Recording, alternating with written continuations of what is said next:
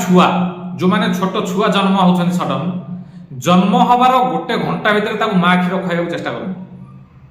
जहाँकि जन्म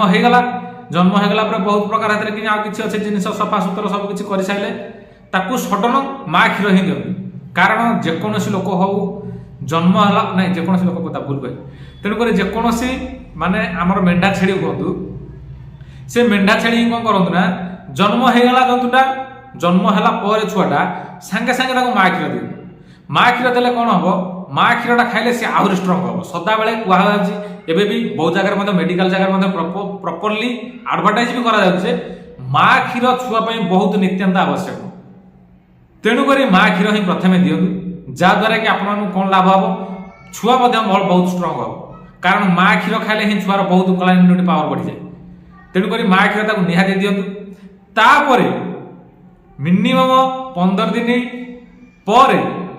बा मासे पाखापाखि होगा जाऊँ किसी सफ्ट घास दिंतु खाए